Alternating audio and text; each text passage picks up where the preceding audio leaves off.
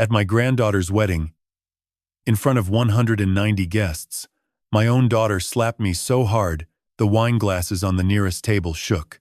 My hand-stitched garden journal, 4 generations of family secrets bound in cracked leather and copper wire, slipped from my trembling fingers and hit the polished hardwood floor. She did not even glance at it. Instead, she looked me dead in the eyes and called me worthless. Her husband snapped a branch of rosemary from the centerpiece and threw it at my face. What none of them knew was that 3 hidden cameras had been recording every word since morning. I am truly grateful you are here with me today. Before the story continues, leave a quick comment and tell me where you are watching from. It is always amazing to see how far these stories travel and who is listening. Also, a quick note, parts of this story include fictional elements for storytelling and reflection. Any similarity to real people or places is purely coincidental, but the message behind it is real and worth thinking about. I was 69 years old, completely broke, and standing in a room filled with people whose careers existed because of my family's recipes and my family's garden. Not one of them knew it. To them, I was just a tired old woman in a dirt-stained apron who had wandered into the wrong party. The security guards did not hesitate.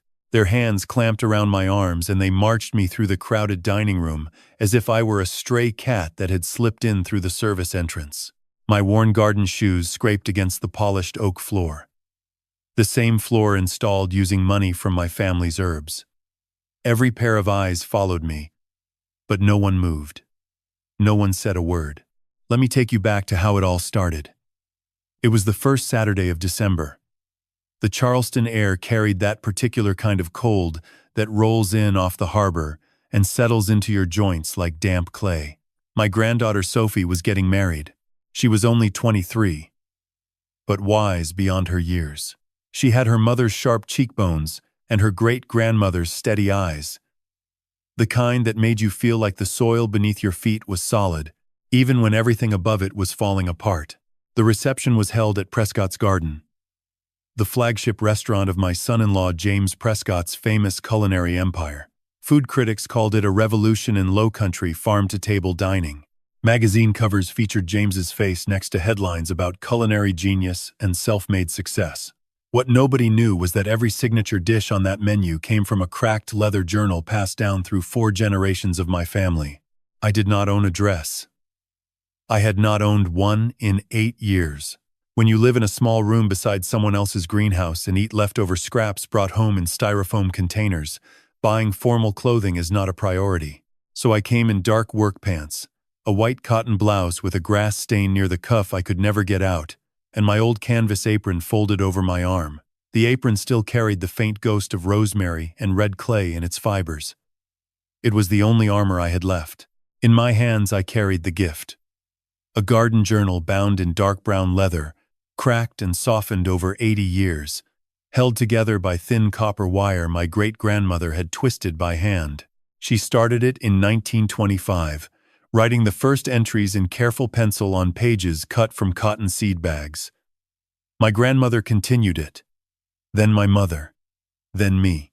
4 generations of recipes, planting schedules, soil notes, small drawings of herb sprigs and root systems. The pages smelled like dried rosemary and old paper and something deeper that smelled like earth after morning rain. I wanted to give it to Sophie. I wanted the garden knowledge to survive, even if I did not. The dining room was overwhelming. Edison bulbs cast warm amber light across white linen tablecloths and towering arrangements of magnolia branches. A jazz quartet played softly near the bar. Waiters carried silver trays loaded with appetizers I recognized instantly. Rosemary buttermilk biscuits, Ben's seed wafers, she crab soup in small ceramic cups. Every single one was a recipe from the journal in my hands. I spotted Sophie near the center of the room, beautiful in her white dress, dark hair pinned up with small sprigs of rosemary woven through it. For a brief moment, the weight on my chest lifted. Then Caroline saw me. My daughter was standing near the head table holding a glass of white wine. She was 44, but looked younger. Her gown was shimmering silver, that probably cost more than everything I owned combined. When her eyes landed on me, the smile vanished from her face as if someone had pulled a plug from a wall. She set her glass down and walked toward me. Her heels struck the hardwood in quick, angry beats. I held out the journal. My hands were shaking, but I smiled. "I brought something for Sophie," I said quietly. "It belonged to your great-grandmother Ida. I thought maybe she would want to carry it forward." The slap came before I could finish. Caroline's open palm connected with my left cheek so hard, my head snapped sideways. The sound was sharp and violent, like a branch breaking in a silent forest. Every conversation within 30 feet stopped. The jazz quartet stumbled over a note. The journal slipped from my fingers and fell to the hardwood with a heavy slap. The cracked leather cover split further on impact. A few of the oldest pages slid partially free from the copper wire binding. Caroline looked down at the fallen journal the way someone looks at a weed pulled from their lawn. "You are worthless," she said. Her voice was not loud, but in the silence, every person heard it. Before I could respond, James Prescott appeared beside me. Tall, polished, navy suit, jaw tight. In his left hand he held a small ceramic cup of she-crab soup. He tilted it and poured the steaming liquid directly over my right wrist. The pain was immediate. I gasped, but the thick soup had already soaked through my sleeve and scalded my skin. He reached across the centerpiece, snapped a branch of rosemary, and threw it at my face. The sprig hit my cheek and fell beside the journal. The smell of rosemary exploded between us. The same rosemary my great-grandmother Ida had first planted in Charleston red clay nearly 100 years ago. "You smell like dirt," he said. "Get out of my restaurant." 2 security guards grabbed my arms and pulled me backward through the dining room. As they dragged me past the tables, I caught one last glimpse of Sophie. My granddaughter had turned around. Her eyes were wide. Her lips parted. She looked like she wanted to stand, wanted to say something. But someone placed a hand on her shoulder and gently pushed her back into her seat. She did not fight it. The kitchen door swung open. Heat and the smell of baking rosemary honey cake hit me like a wave. Then the back door opened and cold December air rushed in. They shoved me into the garden behind the restaurant. My knees hit the wet earth between 2 rows of rosemary bushes. Behind me, the heavy door slammed shut with a deep echoing boom that felt like the closing of a coffin lid. And just like that, I was alone. Let me tell you how we got to that moment. The cold hit me first. Not the kind of cold you feel when you step outside on a winter evening. This was the kind that crawls up through wet earth and soaked fabric and bruised skin and settles into your bones like it plans to stay forever. The garden soil beneath my knees was dark and damp. My right wrist throbbed where the soup had scalded the skin. I could already feel the blisters forming beneath my soaked sleeve. But the dirt was still dirt. Still earth. Still the only thing in this world that had never lied to me. For a long moment I did not move. I simply knelt there in the garden, behind Prescott's garden, listening to the muffled sounds of the celebration happening on the other side of the brick wall. The bass line of the jazz quartet vibrated faintly through the masonry. Laughter rose and fell in waves. Glasses clinked. Someone made a toast, and the entire room erupted in cheerful applause. They were celebrating inside a building that existed because of me.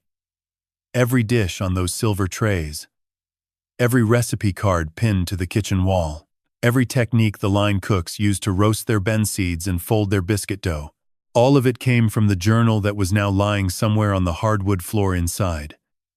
Its cracked leather cover split open, its oldest pages scattered like fallen leaves, and they had thrown me out like kitchen scraps. The garden behind Prescott's garden was larger than I expected. Raised beds lined both sides of a gravel path that ran from the kitchen door to a low stone wall at the far end. Even in December, the beds were not empty. Rosemary bushes grew thick and silver green along the borders. Thyme crept between the stones. Bay laurel stood in terracotta pots near the kitchen entrance, their dark leaves catching the faint light from the windows above. I recognized every single plant. not the way a gardener recognizes common herbs at a nursery. I recognized them the way a mother recognizes her own children in a crowded room. These were not ordinary varieties. The rosemary was Sea Island rosemary, a specific cultivar my great-grandmother Ida had carried from the Barrier Islands to Charleston in a canvas sack nearly 100 years ago. The thyme was creeping lemon thyme that my grandmother had propagated from cuttings she traded with a Gullah woman on John's Island in 1951. The bay laurel was Carolina Bay, harvested from the same wild stand near the Edisto River that my mother had visited every October for 30 years. James had not just stolen the recipes, he had taken the plants themselves. He had dug up my family's garden and transplanted it behind his restaurant and grown it under his name, as if the roots had no memory of the hands that first placed them in the earth. I reached out and touched the nearest rosemary bush. The needles were cold and wet beneath my fingers. I pressed them gently, and the oils released their scent into the December air. The smell hit my chest so hard, I thought my ribs might crack. It was the smell of every morning of my childhood. The smell of my great-grandmother's hands after she finished her rounds in the garden before sunrise. The smell of the red clay that stained my knees when I was 6 years old, and Ida knelt beside me in the soft earth and taught me to plant. I pulled my hand away. The rosemary oil clung to my fingertips. I brought them to my nose and breathed in one long, slow breath. And for just a moment, I was not kneeling in the cold behind a stolen restaurant. I was standing in a garden in the early morning fog, holding my great-grandmother's hand, feeling the earth give way beneath my small fingers as we pressed the first rosemary cutting into Charleston red clay. The memory released me slowly. I opened my eyes. Above the roofline of the restaurant, the illuminated sign glowed against the dark Charleston sky. Prescott's Garden. The letters burned in my vision like a brand. I closed my eyes again and saw a different sign. Hand-carved letters on a live oak board that my grandfather had shaped with his own tools. Holloway's Table. That sign had hung above the same doorway on East Bay Street for 80 years. It was gone now. I had taken it down myself 8 years ago. I pushed myself off the ground. My joints protested. The wet earth had soaked through my work pants, and the cold December wind cut straight through the damp fabric. I steadied myself against the low stone wall and looked up at the building. There was a large window on the second floor above the kitchen, part of the private dining mezzanine that overlooked the main room. The glass was slightly fogged from the warmth inside, but through the condensation I could see a small figure standing alone at the window. Sophie, my granddaughter, was looking down at me. Her white dress glowed faintly in the warm light behind her. One of her hands was pressed flat against the glass. The other hung at her side, motionless. Her face was impossible to read clearly from this distance, but something about the stillness of her posture, the way she stood apart from everyone else in that crowded room, told me something I did not fully understand yet. She had seen what happened, and she had not looked away. For a brief moment, our eyes met through the foggy glass. I raised my hand slightly, just a small wave, the kind a grandmother gives when she watches her granddaughter walk into school on the first day and wants her to know that someone is still standing at the gate. Then a shadow moved behind Sophie. Someone placed a hand on her arm and gently pulled her away from the window. She turned her head, said something I could not hear, and disappeared back into the golden light of the celebration. I stood there for a few more seconds staring at the empty window. The condensation was already closing over the spot where her hand had been. Then I turned and walked toward the far end of the garden, where a narrow gate opened onto a side street. I had no destination, no plan, no money in my pockets. The nearest bus stop was probably 2 miles away, and I was not sure I had enough change for the fare. The cold wind pushed against my chest as I walked. My breath came out in thin white clouds that dissolved instantly in the dark air. The sound of the wedding reception had faded completely now. The only noise was my garden shoes on wet pavement and the distant hum of Charleston traffic somewhere beyond the harbor. I truly believed that was the end of my story. I thought I would walk until my legs gave out, find a bench somewhere near the waterfront, and wait for whatever came next. Then the darkness behind me exploded with light. A pair of headlights cut through the cold Charleston night, and a heavy black vehicle pulled to a stop just a few feet away. The engine idled with a low, steady hum. The rear passenger door opened slowly. A calm female voice carried through the cold air from inside the cabin. "Get in the car, Mrs. Holloway. I have something you need to see." I stood frozen on the wet sidewalk.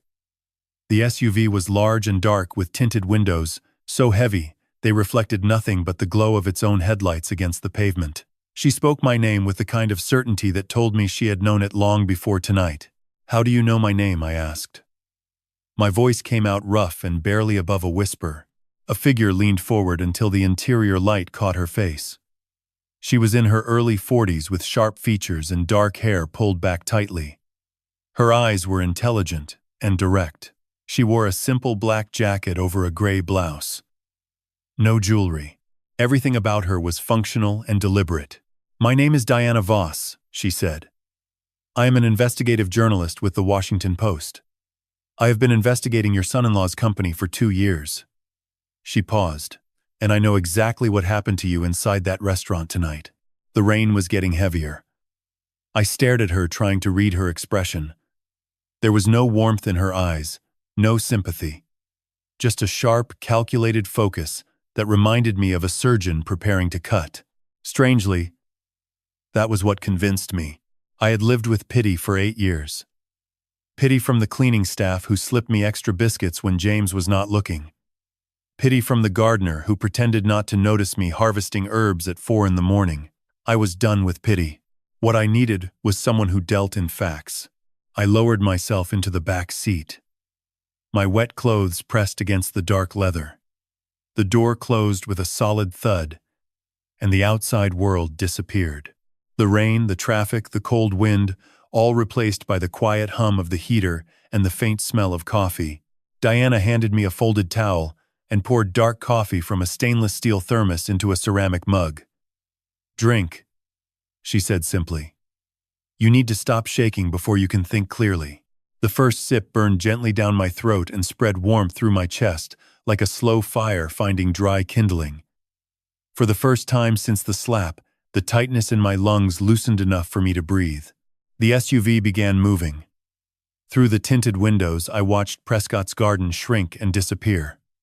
The Charleston skyline appeared in the distance. Church steeples and harbor lights blurred by rain. "Who are you really?" I asked. "And why would a journalist from Washington drive through Charleston on a freezing night to pick up a broke old gardener from an alley?" Diana lifted a slim silver laptop from a leather bag beside her. Her fingers moved quickly across the keyboard, pulling up files filled with numbers, charts, and corporate logos. "I am not here out of kindness, Margaret. I am here because your son-in-law is about to commit one of the largest fraud schemes in the history of the Southern restaurant industry, and you are the only person alive who can stop him." I stared at her. "I do not understand," I said slowly. I looked at my rough hands around the warm mug. Soil was still embedded in the creases of my knuckles. "I am a retired gardener and cook. I have no money and no power. My own daughter just told me I was worthless. If you are looking for someone important, you have the wrong woman." Diana turned the laptop toward me. Blue light illuminated my face. "I know about the soup," she said calmly. "I know about the slap. I know about the journal your daughter knocked to the floor." She held my gaze. "And I know that for the past 8 years you have been living in a room beside the greenhouse of a man who built a $40 million empire using your family's recipes, your family's garden, and your money." The air inside the SUV felt thin. My grip tightened on the mug. She knew. This stranger somehow knew the story I had been too ashamed to tell anyone for 8 years. "I have been investigating James Prescott since his company first appeared on our financial radar," Diana continued. "On the surface, Prescott Culinary Group looks like a brilliant success story. A self-made chef who revolutionized low-country cuisine. That is the version every food magazine has printed." She leaned forward. "But my job is to find the version nobody prints." Diana tapped a key. The incorporation filing for Prescott Culinary Group appeared on screen. This was filed exactly 8 years ago. The initial capitalization is $590,000. Exactly the amount you transferred into the partnership agreement. She paused. There were no other investors, Margaret. No venture capital. No silent partners. Every financial filing from the first 3 years shows only one source of capital. Yours. She let the number hang in the warm air. That money secured the lease on the first Prescott's Garden location here in Charleston. It paid for the kitchen equipment, the renovation, the liquor license, the staff, and the marketing. Within 18 months, that single location was generating over $2.5 million in annual revenue. James used the profits to open a second location, then a third. Within 6 years, 16 locations across South Carolina, Georgia, and North Carolina. Current estimated valuation, $40 million. $40 million. The number hit my chest like a physical blow. I leaned back and closed my eyes. My $590,000. My restaurant. My retirement savings. My garden. My entire life had been the seed that grew into a $40 million empire, and I had been living beside a greenhouse eating leftover she crab soup from styrofoam containers while the man who stole it all flew first class and posed for magazine covers. But that is only half the deception, Diana said. She tapped the keyboard again. Scanned images of recipe cards and kitchen training materials filled the screen. Every signature dish in the Prescott's Garden empire can be traced directly to your family's journal. The she crab soup, the rosemary buttermilk biscuits, the benseed wafers, the low country rosemary honey cake, the shrimp, and grits. Each name was a knife turning slowly in my chest. The she crab soup was my mother's recipe. She made it every Friday afternoon while listening to the Tide report on the kitchen radio. The benseed wafers were my grandmother's creation, passed down from the Gula women on the Sea Islands who first taught our family how to toast the tiny seeds until they released their nutty fragrance. And the rosemary honey cake. That was Ida's recipe.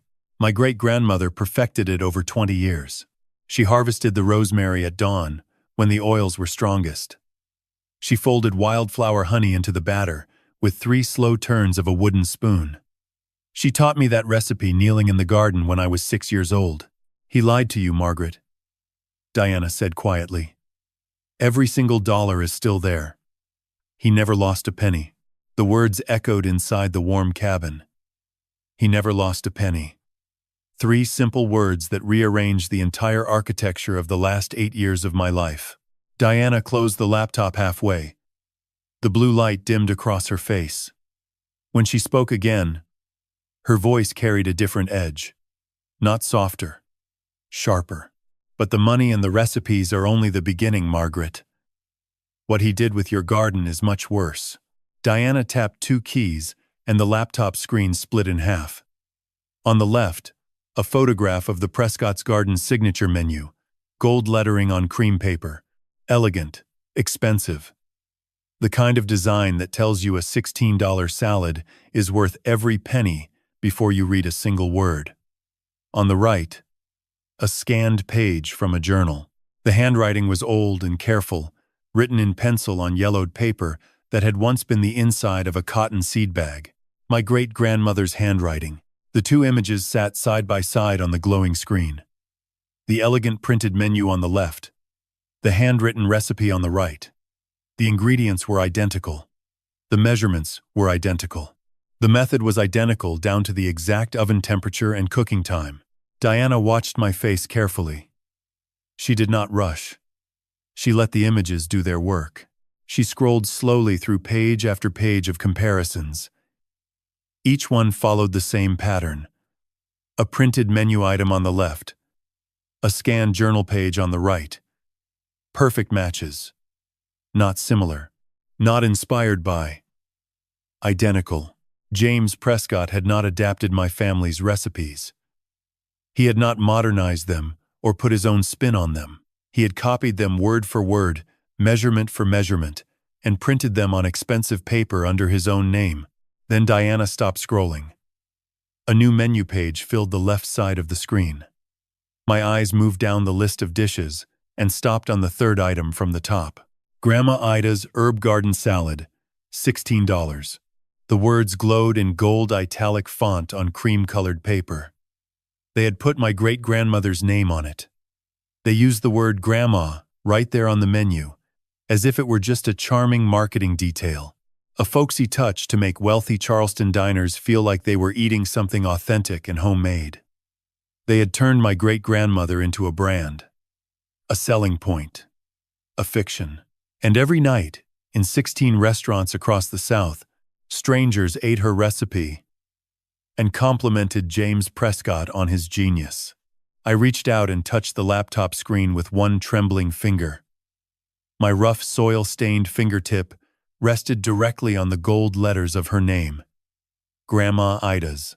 I held it there for a long moment, as if somehow through the cold glass I could reach back through the decades and touch her hand one more time.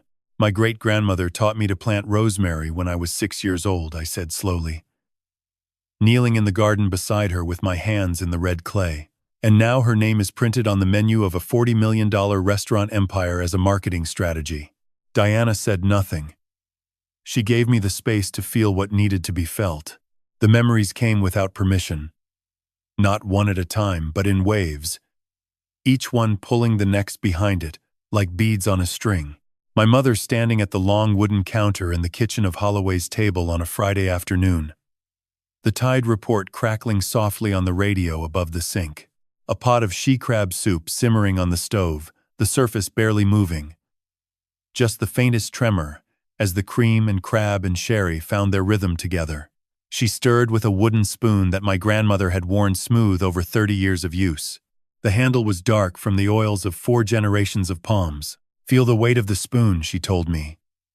When the soup pulls against the wood just enough to slow your hand, that is when you stop stirring. That is when it is ready. I was 12. I stood beside her on a step stool because the counter was too high. The kitchen smelled like blue crab and dry sherry, and the warm mineral scent of the marsh that drifted through the open window on Friday afternoons when the tide was going out. Through that window, I could see the herb garden. Rows of rosemary and thyme and bay laurel, their leaves dark green and glossy in the late afternoon sun. Beyond the garden, the rooftops of East Bay Street. Beyond that, the harbor. That kitchen was the center of everything.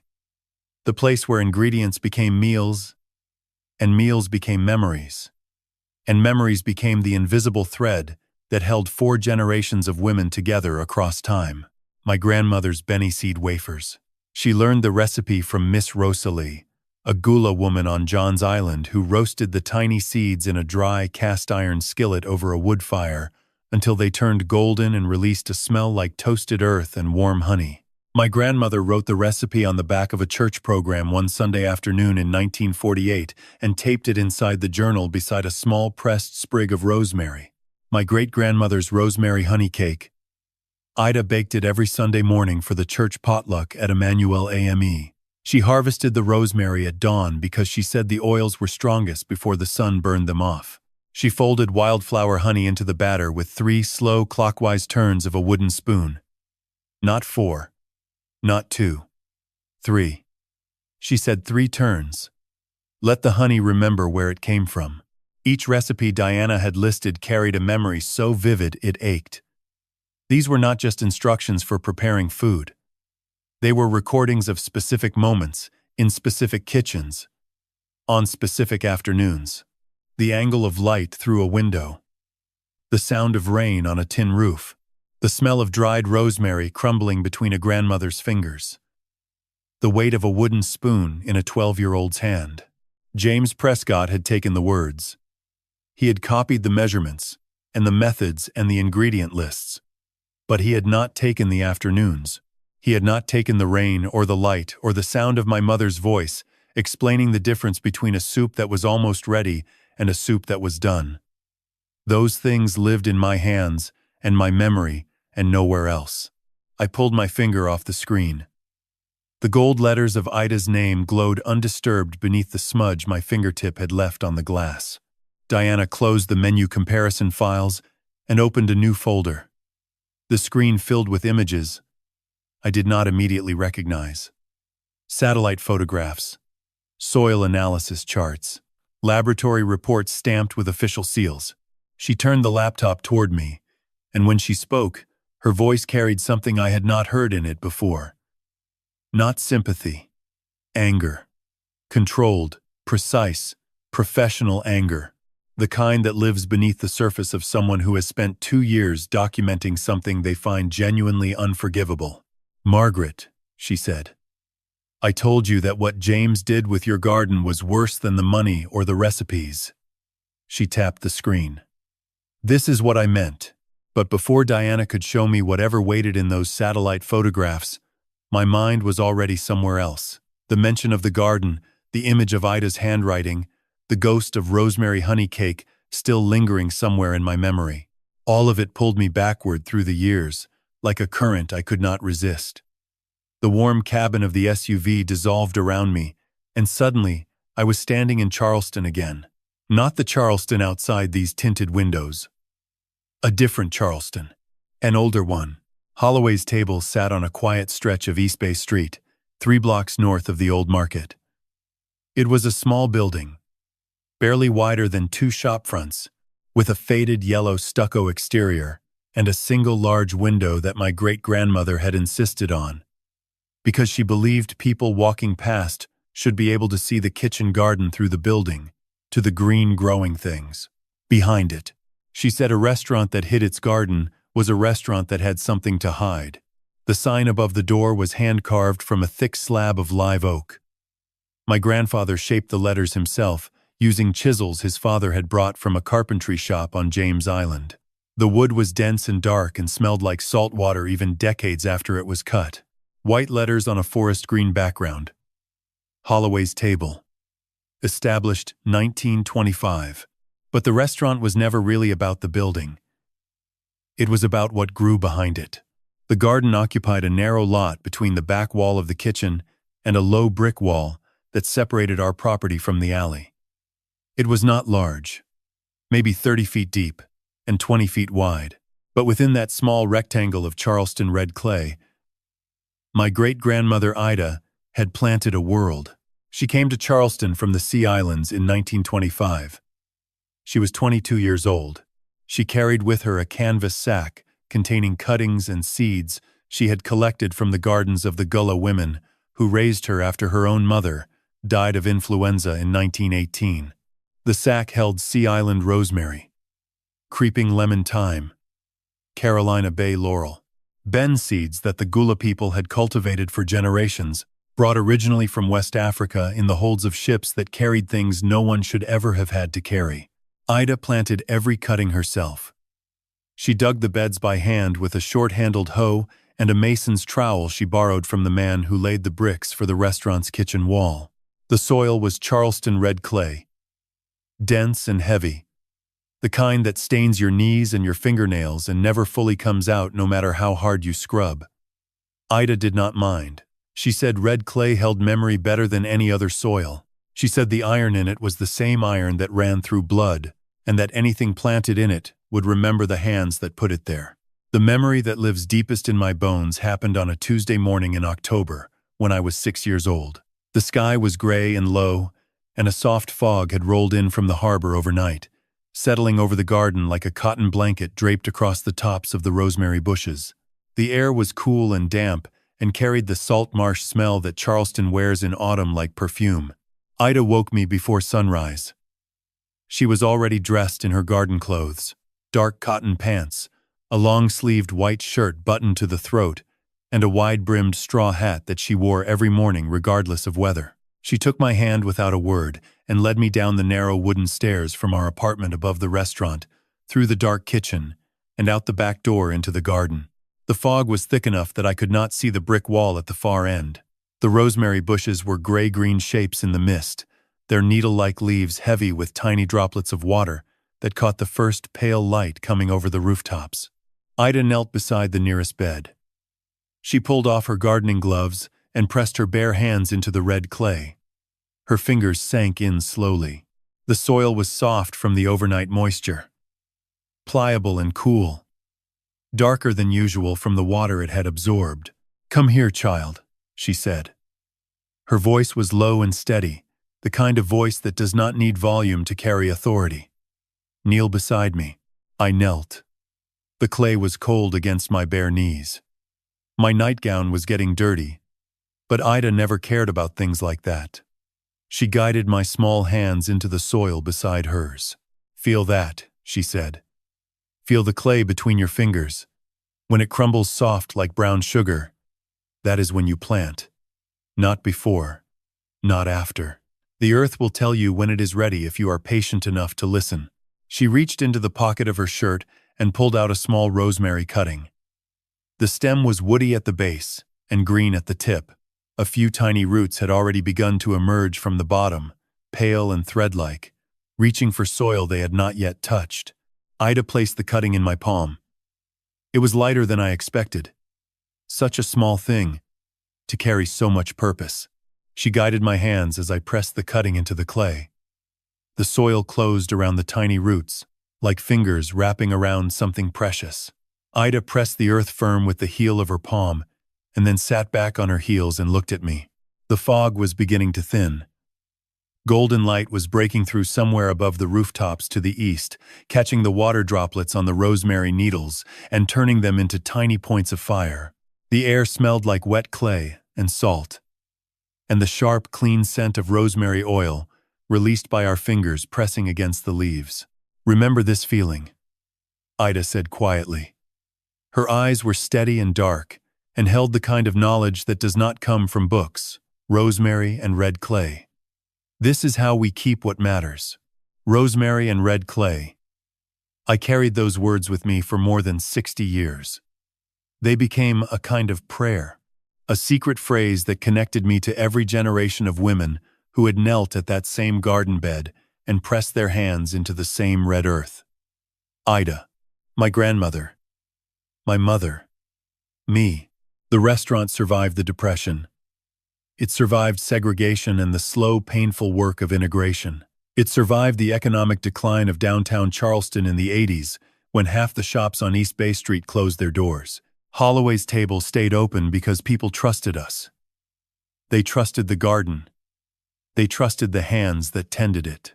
On Saturday mornings, the line stretched out the front door and down the sidewalk past the bookshop. Families came back across generations. Couples who shared their first date over a bowl of our she-crab soup returned on their 50th anniversary and ordered the same thing.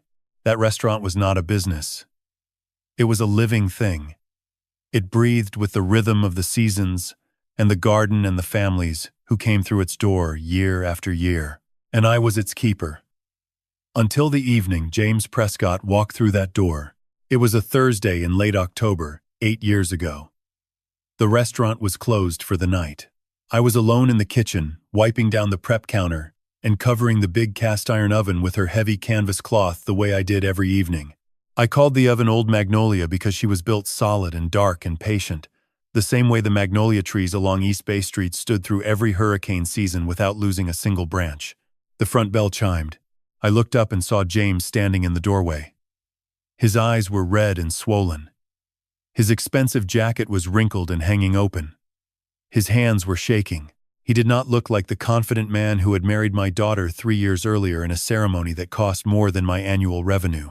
He looked like someone who had been running for a long time and had finally run out of road.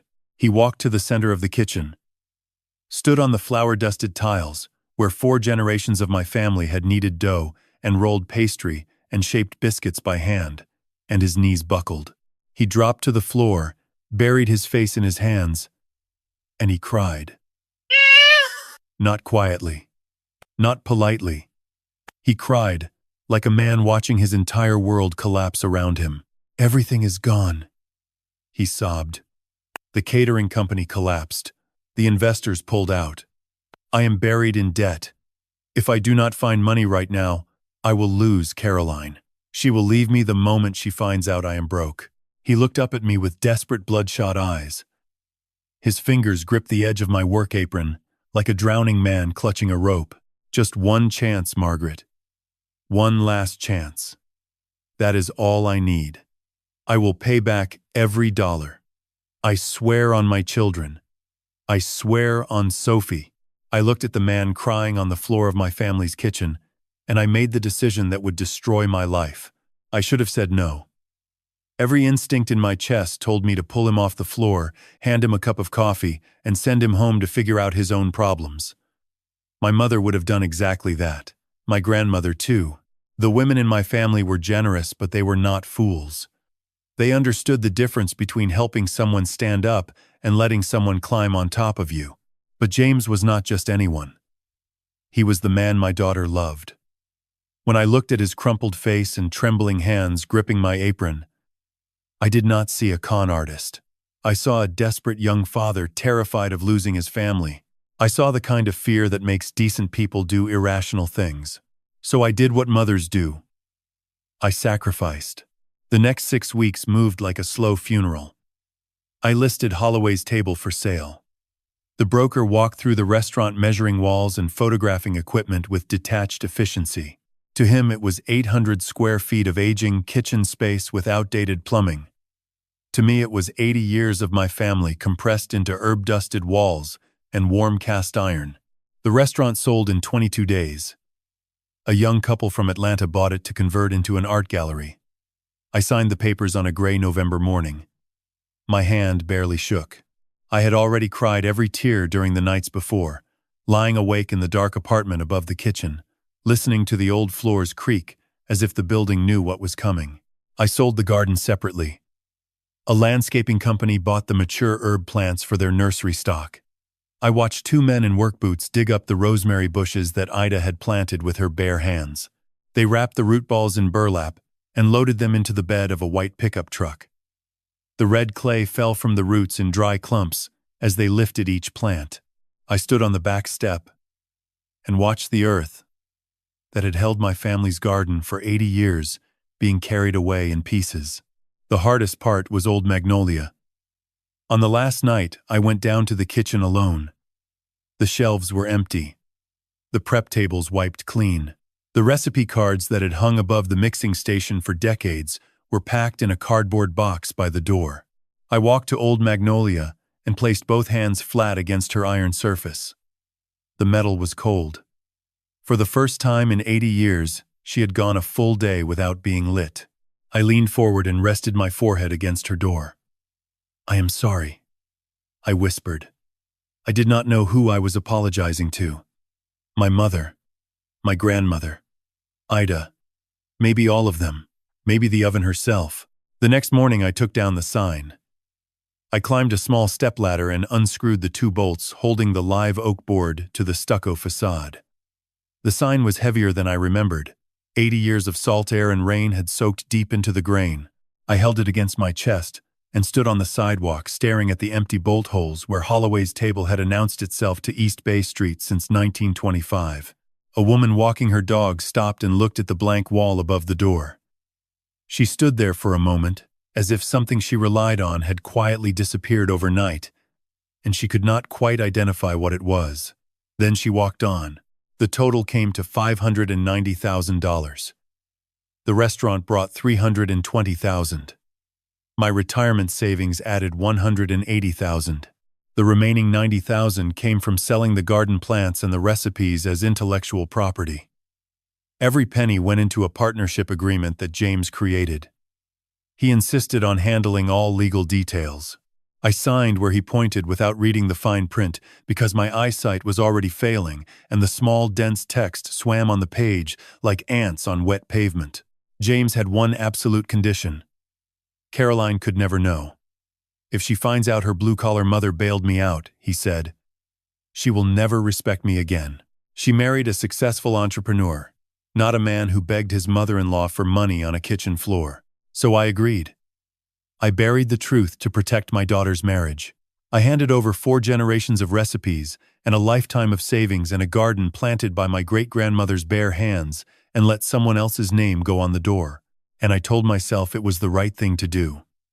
Because that is what mothers tell themselves when the sacrifice is too large to look at directly. 5 months later, James visited my small rental apartment in Savannah. He sat across from me at the kitchen table.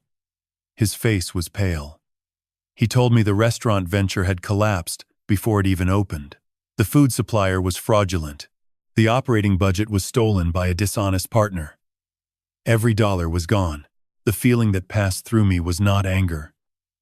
It was a heavy numbness, like wet clay poured into my chest and slowly hardening around my heart. I had given everything, and everything was gone. James said he felt terrible. Then he made an offer I was too broken to refuse. "Come live with us in Charleston," he said. "I landed a new investor for a restaurant concept. We have plenty of room. You should not be alone.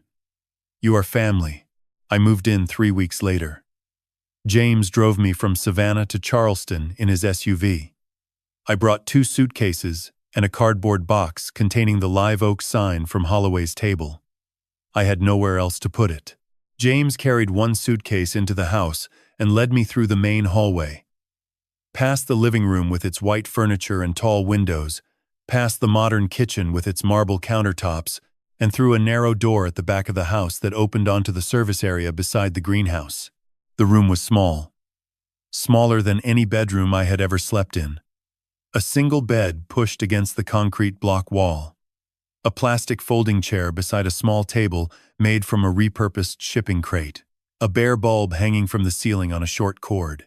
The walls were unpainted concrete that smelled like laundry detergent and damp earth from the greenhouse on the other side of the thin partition. A water heater hummed in the corner. Pipes ran along the ceiling. "This is temporary," James said from the doorway. He did not step inside. "Just until we get back on our feet." For 8 years that room was my world. I washed their clothes. I folded their towels.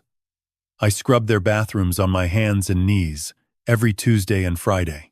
I ironed Caroline's blouses and hung them in her closet arranged by color the way she demanded.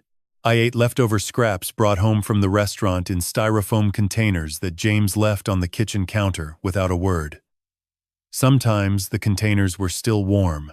Sometimes they had been sitting in the restaurant walk-in refrigerator for 2 days. I ate whatever was inside because I had no money to buy my own food. The meals were always the same dishes: she-crab soup, rosemary buttermilk biscuits, shrimp and grits. My family's recipes prepared in my family's style, using herbs grown from my family's plants. Served to strangers at $18 a bowl. Brought home to me in a styrofoam box like charity. I wore the same 3 outfits until the elbows thinned to paper and the seams along the shoulders began to separate. I had not bought new clothing in 8 years. When one shirt became too worn to wear in public, James's housekeeper would occasionally leave a used blouse outside my door in a plastic bag without saying anything. I never knew if the gesture was kindness or embarrassment. But every morning at 4 o'clock, I did the only thing that still made me feel like myself. I walked out the back door of the house, crossed the flagstone path in the dark, and entered the greenhouse. The greenhouse was large and professionally built with automated irrigation and climate control systems that James had installed to supply fresh herbs to the flagship restaurant year-round. Inside it was always warm. The humid air smelled like rosemary and basil, and the dark mineral scent of wet potting soil. Grow lights cast a soft purple glow across the rows of raised beds. I tended every plant by hand. I pruned the rosemary. I harvested the thyme and the bay laurel. I propagated new cuttings from the mother plants that had originally come from Ida's garden on East Bay Street. The same plants that the landscaping company had dug up and sold, and that James had somehow acquired and transplanted into this climate-controlled glass building behind his house. Every morning I knelt in that greenhouse and worked the soil with my bare hands the way Ida taught me. I pressed my fingers into the growing medium and checked the moisture. I pinched the rosemary tips to encourage branching. I whispered to the plants the way my great-grandmother whispered to hers, quiet words of encouragement that probably meant nothing to the herbs but meant everything to me. The kitchen staff at Prescott's Garden received weekly deliveries of fresh-cut herbs from the greenhouse. They arrived in labeled plastic containers, organized by type and quantity. The labels said Prescott Farms. Nobody at the restaurant knew that every sprig of rosemary and every leaf of bay laurel in those containers had been harvested before sunrise by a 69-year-old woman in a nightgown who lived in a concrete room beside the water. Hater. I was invisible. The woman who grew the herbs that flavored a $40 million empire was invisible. And I had made myself invisible because I believed I deserved it. I believed my own foolish decision had destroyed my financial future, and that James had shown me mercy by giving me a roof and leftover food. I thanked him every week. I thanked the man who stole everything from me for allowing me to sleep in his laundry area and tend his stolen garden. I believed all of it. Every word. Every lie. For 8 years. The memory released me like a hand letting go of my throat. I opened my eyes in Diana's SUV. The Charleston skyline glowed through rain-streaked glass. My hand still gripped the coffee mug, but the coffee had gone cold. Diana watched me in silence. She had given me the space to walk through the wreckage of my own past. I looked at her. My eyes were dry. Something had shifted during that silence. The shame I had carried for 8 years was still there, but it had changed shape. It was no longer soft and heavy. It had hardened into something with edges. Something that could cut. I believed him, I said quietly. For 8 years, I believed every single word. Diana closed the laptop halfway. The blue light dimmed across her face. When she spoke, her voice carried a new edge. He used your recipes, Margaret.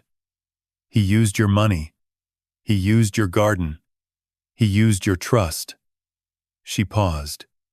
And now, he is about to use something else. Your signature.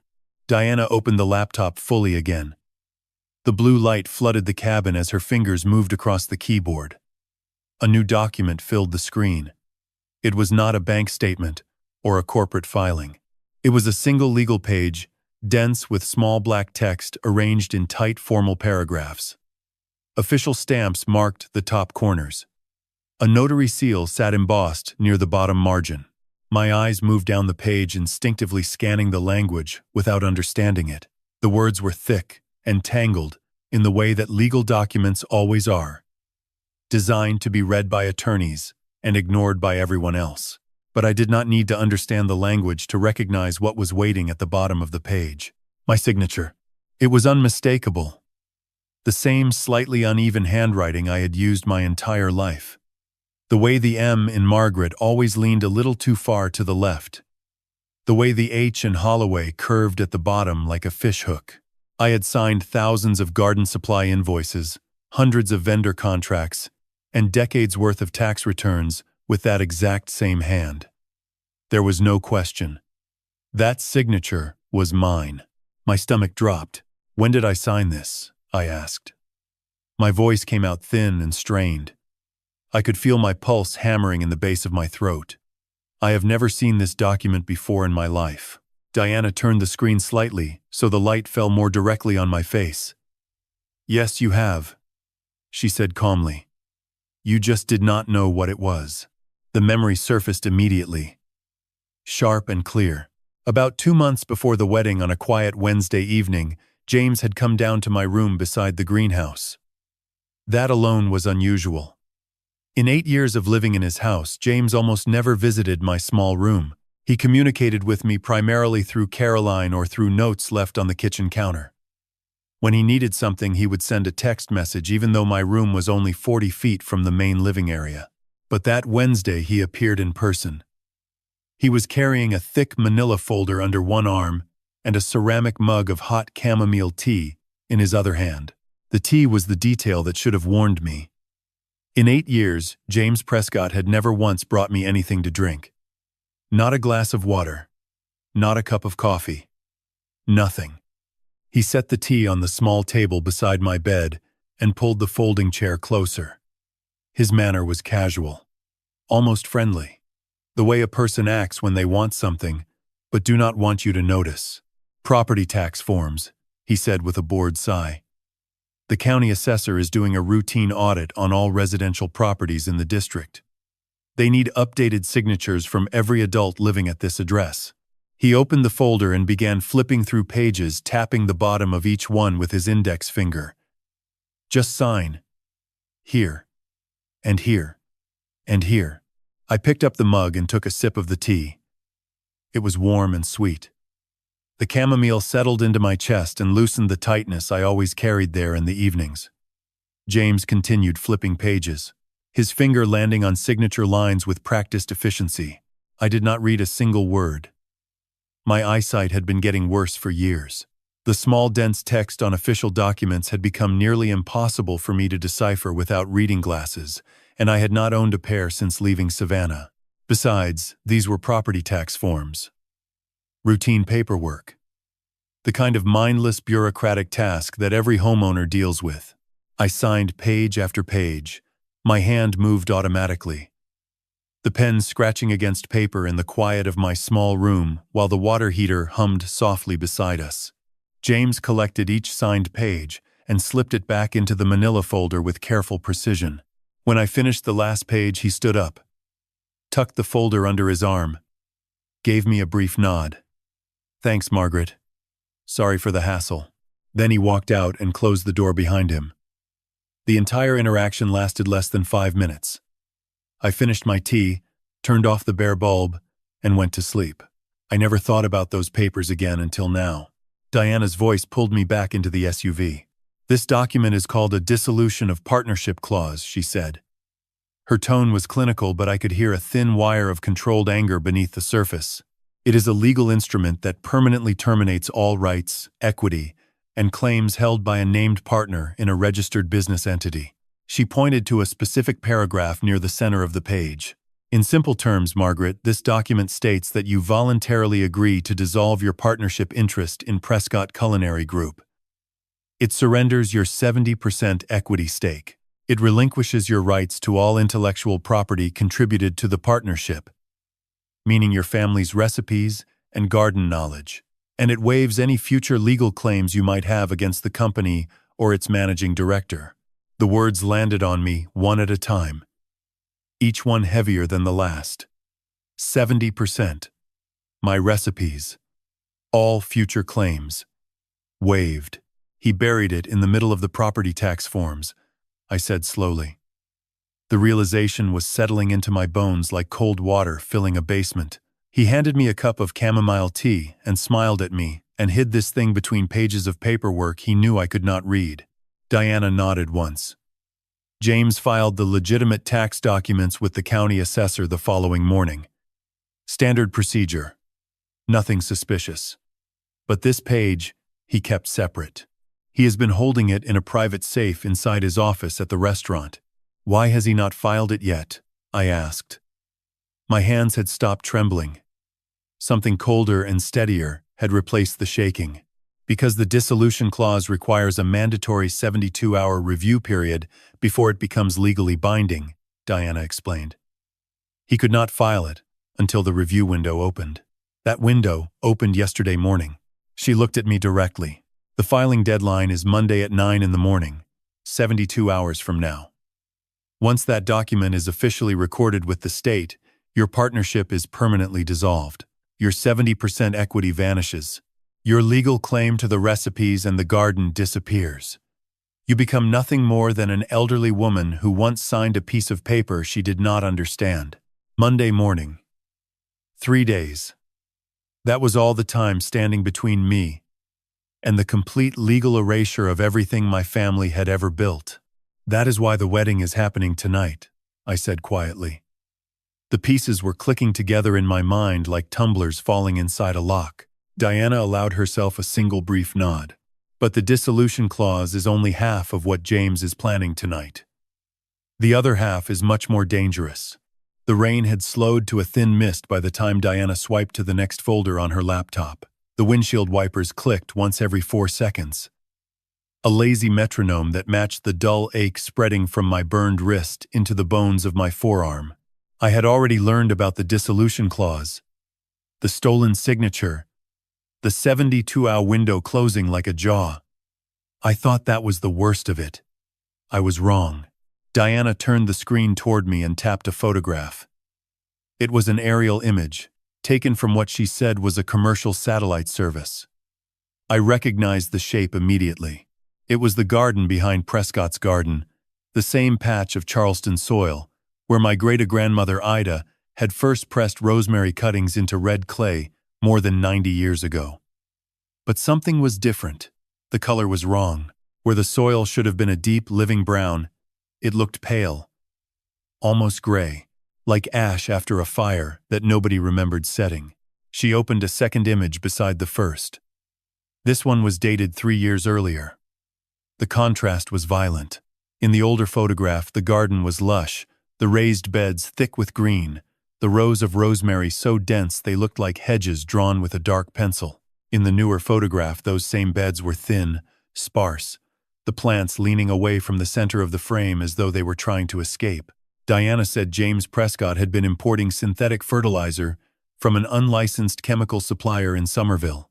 The compound was cheap, roughly 1/5 the cost of the organic amendments I had always used, and it forced rapid growth in the short term. The rosemary grew faster, the thyme spread wider, the bay laurel produced leaves large enough to cover a child's palm, but the compound contained cadmium and lead at concentrations far above the legal agricultural limit. Over 3 years, the heavy metals had accumulated in the topsoil, leached into the raised beds, and entered the root systems of every plant in the garden. I asked her what that meant for the food. She did not answer immediately. She opened a laboratory report from a private environmental testing firm based in Colombia. The report was dated 7 weeks before the wedding. Cadmium levels in the rosemary samples were 4.6 times the maximum residue limit set by the Food and Drug Administration. Lead concentrations in the thyme were 3.1 times above threshold. Bay laurel was 2.8. Every herb that left that garden and entered the kitchen at Prescott's garden carried heavy metals into the plates of paying customers. I pressed my back against the leather seat and stared at the rain collecting on the side mirror. For 8 years I had walked into that greenhouse before dawn, turned the soil with my bare hands, trimmed the rosemary with the same copper scissors Ida had used. I had breathed that soil. I had rubbed those leaves between my fingers and held them to my nose. I had eaten dishes seasoned with those herbs every single day, spooned from styrofoam containers left on my doorstep like charity for a stray animal. The poison had been in my hands, in my lungs, in my stomach, and I had thanked James for it every Sunday. Diana told me the contamination was not an accident. She had obtained internal emails between James and the chemical supplier. In one message, James asked whether the compound could be traced in a standard county soil inspection. The supplier replied that county inspectors tested only for nitrogen, phosphorus, and potassium. Heavy metals required a separate panel that was almost never ordered unless a formal complaint was filed. James responded with a single word. Perfect. She said there was more. James had taken the rapid growth results from the contaminated garden and used them as proof of concept for a franchise expansion plan. He had created a prospectus promising investors that Prescott Culinary Group could replicate the Charleston model in 16 new locations across the Southeast. The projected revenue was $18 million over 5 years. The prospectus included photographs of the garden, yield charts based on the chemically enhanced growth rates, and testimonials from 3 local chefs who had no idea the soil was poisoned. 12 investors had already signed letters of intent totaling $8.2 million in committed capital. Diana said the franchise prospectus was fraudulent on at least 4 counts. First, the yield projections were based on illegal soil amendments that could not be legally replicated. Second, the testimonials were used without the chef's knowledge that the herbs were contaminated. Third, the prospectus failed to disclose the existing $8 million gambling debt that James had accumulated over 5 years at 3 separate offshore platforms. Fourth, the dissolution clause removing my equity was designed to eliminate the only partner who could legally challenge the franchise filings before they closed. I asked her how she knew about the gambling debt. She reached into the back seat and produced a brown accordion folder held shut with a rubber band. Inside were printed bank statements, wire transfer confirmations, and screenshots of account activity on 3 websites whose names I did not recognize. The pattern was clear even to me. Every month, between $40,000 and $60,000, moved from the company's operating account to a holding account in the Cayman Islands, then onward to the gambling platforms. The losses over 5 years totaled just above $8 million. James had been bleeding the empire dry while building a paper fortress of franchise promises to cover the hole. Diana closed the laptop and set it on the dashboard. The rain had stopped. Through the windshield, I could see the glow of the wedding reception through the tall windows of Prescott's garden. Somewhere inside, 190 guests were laughing, dancing, raising glasses of champagne to toast a marriage built on the same contaminated ground. She told me there was one more thing I needed to know. The original partnership agreement, the one I had signed 8 years ago with my own hand, the document that proved my 70% equity and predated the fraudulent dissolution clause, was not in any law office or bank vault. It was inside the garden journal. I had sewn it into the lining of the back cover myself, folded twice behind the copper wire binding. The night before, I handed the journal to James. I had forgotten. 8 years of exhaustion and shame had buried the memory so deep that it took Diana's forensic accountant to trace the missing original and ask me where I might have hidden something I never wanted anyone to find. The journal was inside the restaurant. The last time I had seen it, it was on the kitchen waste shelf beside a stack of stained napkins and a broken bread basket. The municipal trash service collected from Prescott's garden every Saturday at 11:15 in the evening. Diana checked her phone. It was 10:37. We had 38 minutes. She looked at me and said nothing. She did not need to. The choice was already forming in my chest, like a fist closing around a root that refused to break. Diana started the engine and pulled away from the curb without turning on the headlights. The SUV rolled through the dark side street behind Prescott's garden like a boat drifting through still water. I counted the seconds in my head, each one falling away like a coin dropped into a well with no bottom. 38. 8 minutes. That was all the time between me and the rest of my life. She parked 3 blocks east, beside a narrow alley that ran between a closed florist shop and a brick warehouse converted into luxury apartments. The alley smelled of wet cardboard and jasmine, a combination so strange it made me think of funerals. Diana reached into the glove compartment and handed me a prepaid cell phone. She said if anything went wrong I should press the number 1 and it would dial her directly. I held the phone in my left hand because my right wrist was still swollen from the soup, the skin tight and shining under the faint glow of a street lamp. She told me the plan. There was a service entrance on the south side of Prescott's garden, a steel door that opened into a short corridor leading to the walk-on cooler and then the main kitchen. The door was usually locked with an electronic keypad, but on event nights the kitchen staff propped it open with a rubber wedge to allow catering deliveries. Diana had confirmed this detail with someone inside. She did not say who. I did not ask. I stepped out of the SUV, and the night air hit my face like a damp cloth. The mist had returned. Finer now, almost invisible, but I could feel it settling on my eyelashes and the back of my neck. I walked toward the alley and my shoes made no sound on the wet pavement.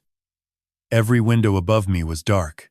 The city felt empty, as though Charleston itself had gone to the wedding and left me alone with the rats and the rain.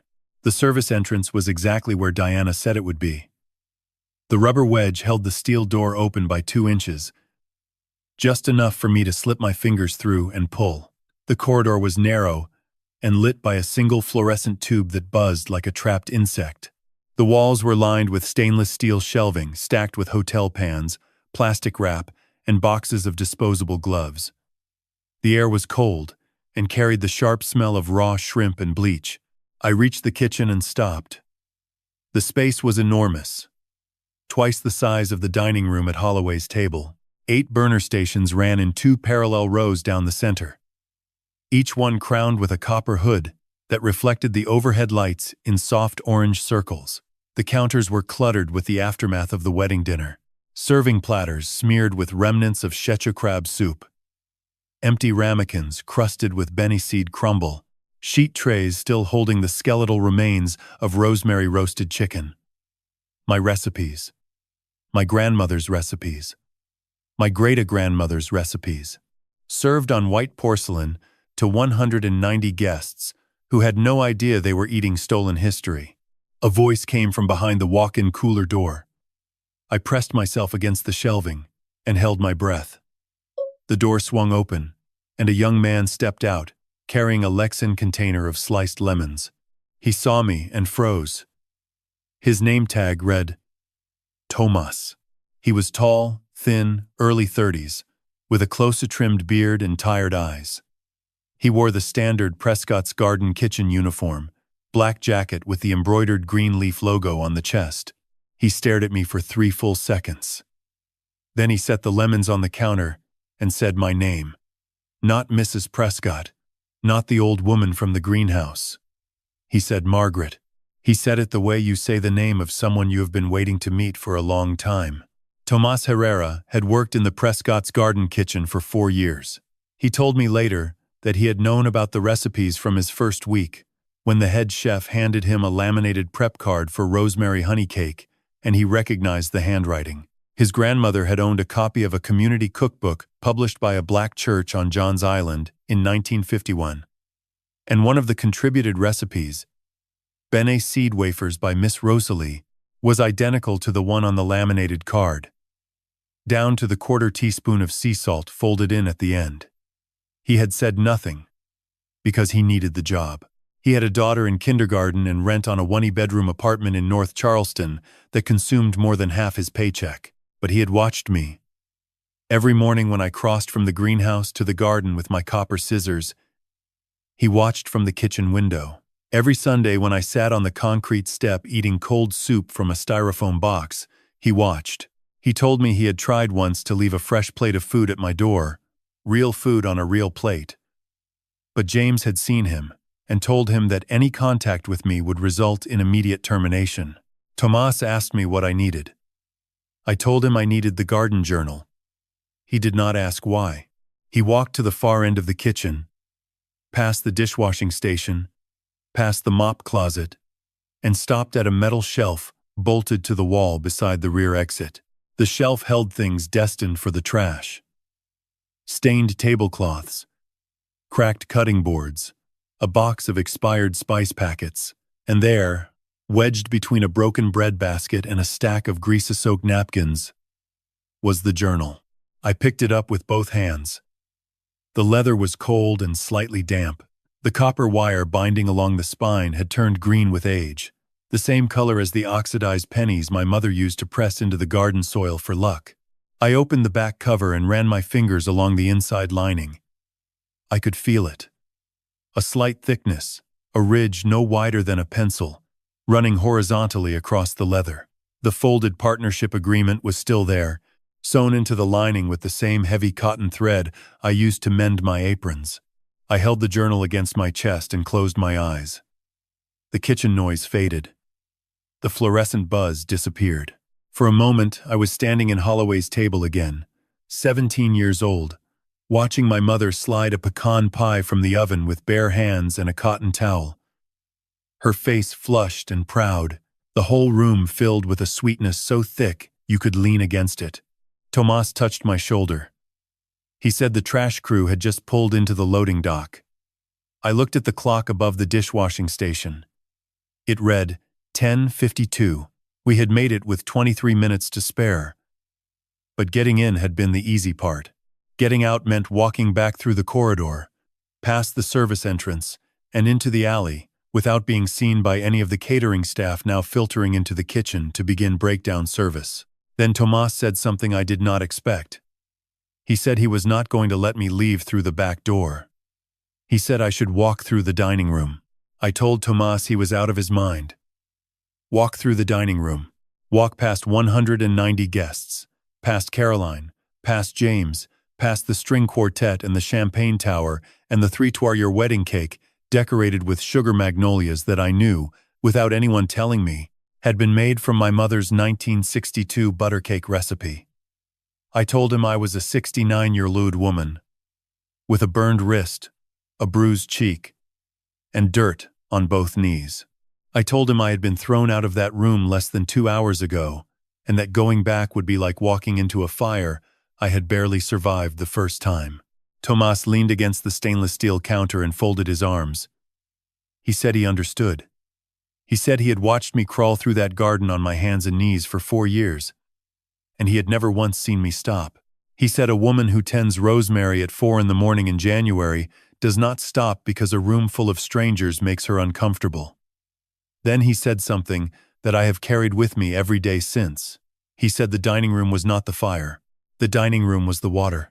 The fire was the 8 years I had already walked through, and I was still standing. I looked down at the journal in my hands. The copper binding caught the overhead light and threw a thin green line across my knuckles. Inside the back cover, sewn into the leather with my own thread, was the original partnership agreement. My name, my signature, my 70%. The only proof that the $40 million empire eating and laughing and dancing 20 meters away from me had grown from soil I had turned with my own fingers. Tomas told me there was a service corridor connecting the kitchen to the main dining hall. Staff used it to carry platters during dinner service. It opened through a swinging door beside the bar, partially hidden by a tall arrangement of white hydrangeas and eucalyptus. If I walked through that door during the band's next break, when the lights dimmed and the guests moved between tables, I could reach the center of the room before anyone recognized me. He checked the time on his phone. The band's set ended in 6 minutes. The break would last 12 minutes before the first dance. That was my window. I asked Tomas why he was helping me. He was quiet for a moment, then reached into his back pocket and pulled out a folded piece of paper. It was a photocopy of a page from the community cookbook his grandmother had owned, the one published by the church on John's Island in 1951. The recipe was for Beniseed wafers. At the bottom, in neat cursive handwriting that I recognized immediately, was the name Miss Rosalie, and a short note. She had written, "These seeds remember the hands that carried them." I ran my thumb across the words and felt something shift in my chest. A lock turning. A door opening into a room I had kept closed for 8 years. Tomas took the photocopy back, folded it carefully, and returned it to his pocket. He said Miss Rosalie was his grandmother's neighbor. He said his grandmother had told him that the recipes in that cookbook were not just instructions. They were evidence. Evidence that someone had lived, had cooked, had fed people, had mattered. He said my journal was the same kind of evidence. The kitchen was growing louder. 2 servers pushed through the corridor door, carrying empty champagne flutes on round trays. A dishwasher started its cycle with a roar of hot water and steam. Through the swinging door I could hear the band finishing their last number, a slow rendition of something old and sweet that I almost recognized.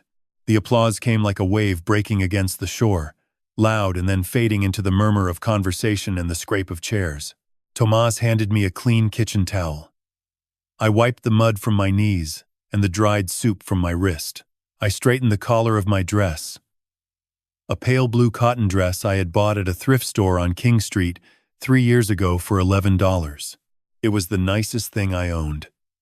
I had ironed it that morning on the concrete floor of my room beside the greenhouse, using a travel iron I had found in a donation bin outside a church on Meeting Street. I held the journal against my ribs with my left arm.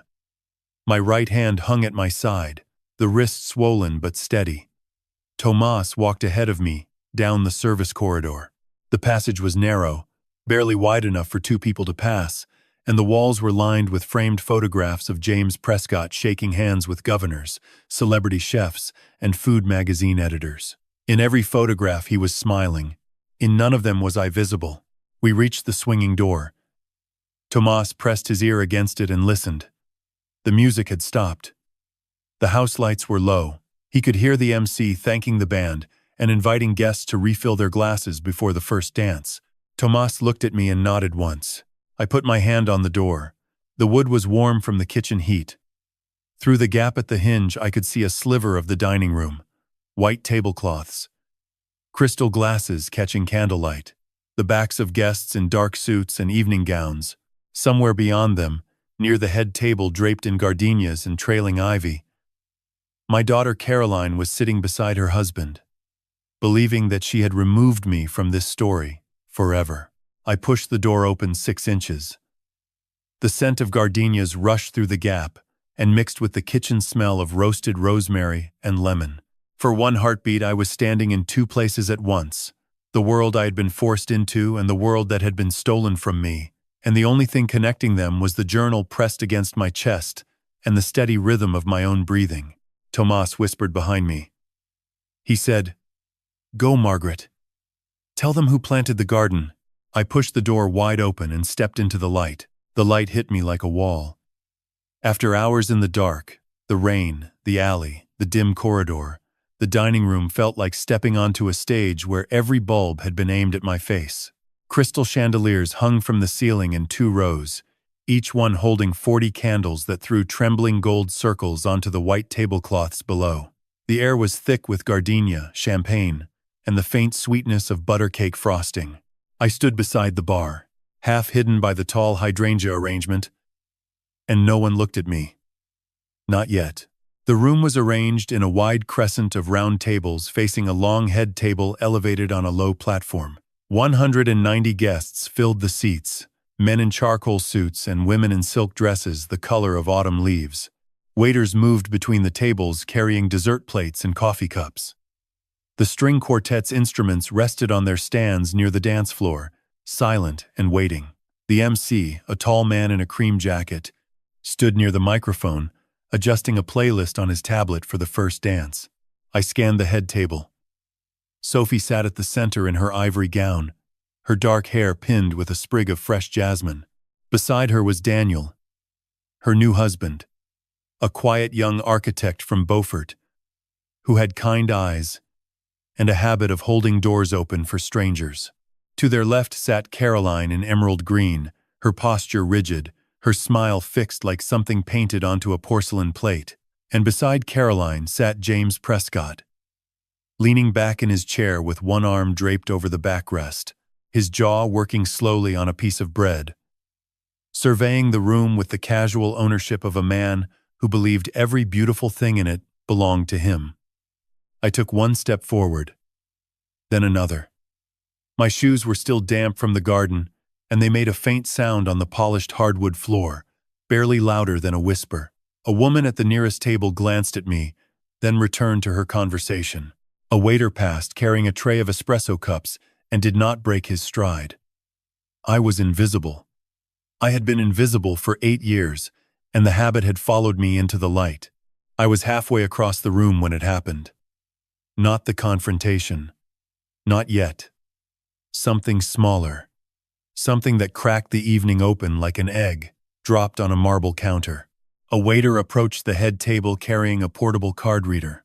James had ordered a case of reserve champagne from the restaurant's private cellar to toast the newlyweds, a 1997 vintage he had been saving for what he called a landmark occasion. The case cost $4,200. James reached into his jacket, produced a black credit card, and handed it to the waiter with the relaxed gesture of a man who had never once been told no. The waiter swiped the card. The machine beeped. He swiped again.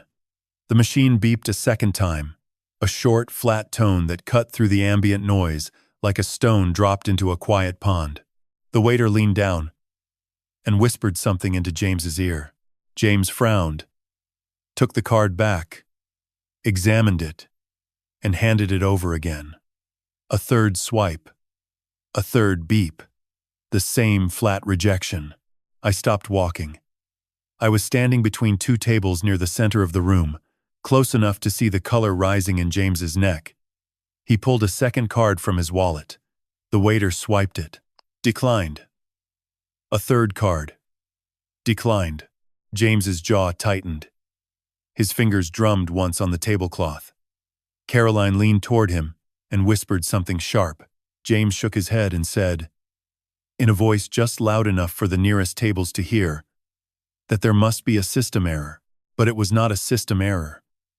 I knew that because Diana had told me in the SUV. While I had been crawling through the service corridor, Diana had been on the phone with Raymond Ashford, the forensic accountant she had been working with for 7 months. Raymond had filed an emergency fraud disclosure with the South Carolina Attorney General's office at 9:45 that evening, supported by 400 pages of financial evidence. The filing triggered an automatic provisional freeze on all accounts associated with Prescott Culinary Group, including James's personal cards linked to the corporate treasury. By 10:15, every account bearing the Prescott name had been locked. James did not know it yet, but he was already broke. The waiter retreated with an apologetic nod. James forced a smile and waved his hand as though the matter were trivial. But I saw his fingers. They were gripping the edge of the table so hard the knuckles had gone white. Caroline's painted smile had not moved, but her eyes were scanning the room with the quick, nervous alertness of a deer that has heard a branch snap. The MC stepped to the microphone and announced that the first dance would begin in 2 minutes. He asked the guests to clear the dance floor. Chairs scraped, people rose, adjusted jackets, gathered champagne flutes. The room shifted and rearranged itself like a living thing breathing in before a long exhale. I reached the edge of the dance floor. The journal was pressed against my ribs, hidden beneath my left arm, the copper binding digging into my skin through the thin cotton of my dress. I could feel my heartbeat in my burned wrist, in my bruised cheek, in the soles of my damp shoes. I was 12 feet from the microphone. Sophie saw me first. She was standing at the edge of the head table, adjusting the train of her gown, and her eyes swept the room the way they always did, searching the corners and the margins, the places where overlooked things waited to be found. Her gaze landed on me and stopped. She did not flinch. She did not look away. She held my eyes for 3 full seconds, and then she did something that no one else in the room noticed. She reached beneath the table, picked up a small object, and pressed a button. The third hidden camera began recording. The MC set the microphone back on the stand and stepped aside to check his tablet. The dance floor was clear. Guests stood in clusters along the edges, holding champagne flutes and cocktail napkins, their faces soft with candlelight and expectation. The string quartet lifted their bows. Sophie and Daniel moved toward the center of the floor, her ivory train sweeping across the polished wood like a slow wave retreating from shore. It was the most beautiful room I had ever stood in, and every inch of it had been paid for with something that belonged to me. I walked to the microphone. I did not run. I did not hesitate. My damp shoes crossed the last 12 feet of hardwood in 7 steps, each one landing with a sound so small it disappeared beneath the murmur of conversation. The MC saw me first. He opened his mouth to speak, but I reached the stand before he could form a word. I lifted the microphone from its cradle with my left hand. The metal was cold and heavier than I expected, and the weight of it steadied me, the way a good rolling pin steadies your palm before you press it into dough. The room did not go silent all at once. Silence spread the way. Frost spreads across a window, beginning at the edges and creeping inward. The nearest guests turned first, their conversations trailing off mid-sentence. Then the middle tables. Then the far corners. Within 10 seconds, every face in the room was pointed at me. 190 pairs of eyes, and behind them, 190 sets of assumptions about who I was and why a woman in a wrinkled blue thrift store dress was standing where the bride's first dance was supposed to begin. I heard Caroline's voice before I saw her face. She said my name, sharp and low, the way you call a dog that has wandered onto the neighbor's lawn. Mother. Then louder. Mother. What are you doing? James put his hand on her arm, but she shook it off and started to rise from her chair. I did not look at her. I looked at Sophie. My granddaughter was standing at the edge of the dance floor, one hand resting on Daniel's forearm, and her expression was calm. Not surprised. Not frightened. Calm. She gave me the smallest nod I have ever seen, a movement so slight it could have been a blink. And I understood that she had been waiting for this moment longer than I had. I raised the microphone and spoke. My voice came through the speakers, mounted on both sides of the room. Clear and steady, louder than I thought possible for a woman who had spent 8 years whispering thank you to a man who fed her scraps from her own recipes. I said my name. I said I was 69 years old. I said I was the mother of the woman in the emerald dress and the grandmother of the bride. I said I had built a restaurant called Holloway's Table on East Bay Street 31 years ago, and that every recipe served tonight, the shea crab soup, the benseed wafers, the rosemary roasted chicken, the butter cake with sugar magnolias, had come from a leather journal, started by my great-grandmother Ida in 1930 on 2. I held the journal above my head. The copper binding caught the chandelier light and flashed green, the same green as the oxidized pennies my mother pressed into garden soil. I said the journal contained 4 generations of handwritten recipes, each one passed from mother to daughter, with instructions spoken aloud in kitchens that smelled of red clay and rendered lard and slowly simmered stock. I said those recipes were not decorations. They were not branding opportunities. They were the recorded memory of women who had cooked their way through poverty and grief and war and displacement, and every single one of them had been stolen. A sound moved through the room. Not a gasp exactly, but a shifting, a collective intake of breath, followed by the creak of chairs as people leaned forward. I saw phones rising from laps and pockets, screens glowing blue in the candlelight. Someone at a table near the bar pressed record. I said that 8 years ago I had sold my restaurant, my garden, and my retirement savings, $590,000, to fund a partnership with James Prescott. I said the agreement gave me 70% equity in the company that became Prescott Culinary Group. I said that 2 months ago, James had come to my room beside the greenhouse, the small concrete room where I had lived for 8 years without heat in winter or ventilation in summer, and asked me to sign papers he described as routine tax forms. I said those papers contained a dissolution of a partnership clause designed to erase my equity, my legal rights, and my name from every document connecting me to the $40 million empire that had grown from my family's soil. James stood up. His chair scraped against the platform with a sound like a blade drawn across a whetstone. He said my name in a voice meant to sound concerned, but landed somewhere between a warning and a threat. He said I was confused. He said I was elderly and unwell, and that the family had been trying to arrange proper care for me. He took one step toward the edge of the platform. Caroline stood beside him, her emerald dress catching the light, her eyes fixed on me with an expression I had never seen on her face before. It was not anger. It was not embarrassment. It was fear. I did not stop. I told the room about the contaminated soil. I said the garden behind this very building had been poisoned with illegal synthetic fertilizer containing cadmium and lead at concentrations 4 times above the federal safety limit. I said every herb that had passed through this kitchen for 3 years carried heavy metals into the food served to paying customers, to food critics, to the governor's private dinner last Thanksgiving.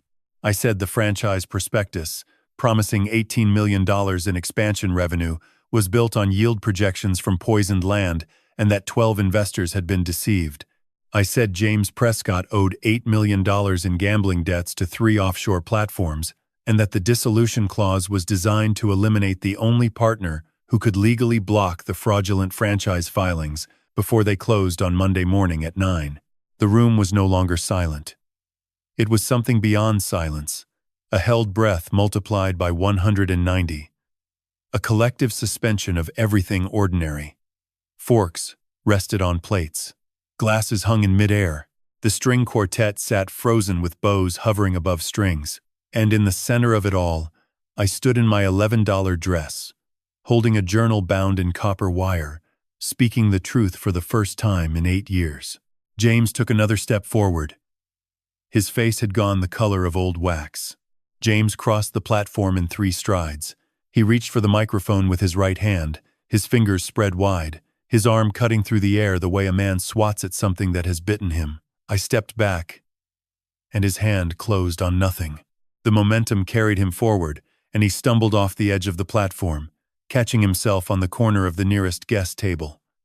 A water glass toppled. Ice scattered across the white tablecloth like teeth knocked from a jaw.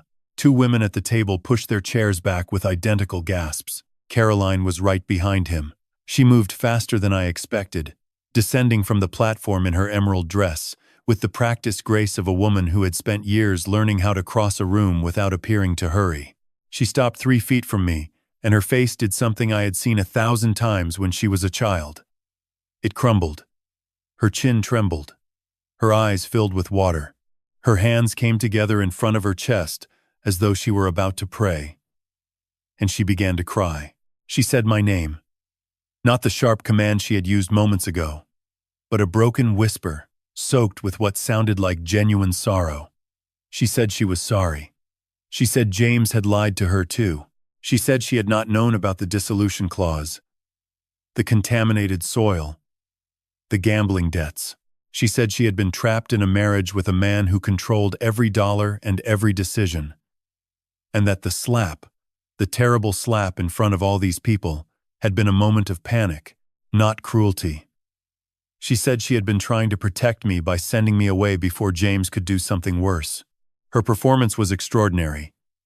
The tears fell at precisely the right pace, not too fast, not too slow, each one catching the candlelight as it rolled down her cheek. Her voice broke at exactly the right moments. On the word sorry, on the word mother, on the word trapped. A murmur moved through the guests, a wave of sympathy, rising like warm air from a vent. I saw 2 women at a nearby table press their hands to their mouths. A man in a gray suit shook his head slowly, his expression soft with pity. Caroline had turned the room in less than 30 seconds, and I almost believed her. Standing there with the journal against my chest and the microphone in my trembling hand, I almost let the old instinct take over. The instinct that had governed my entire life as her mother. The instinct to forgive, to absorb, to smooth the wrinkle and pretend the fabric was never creased.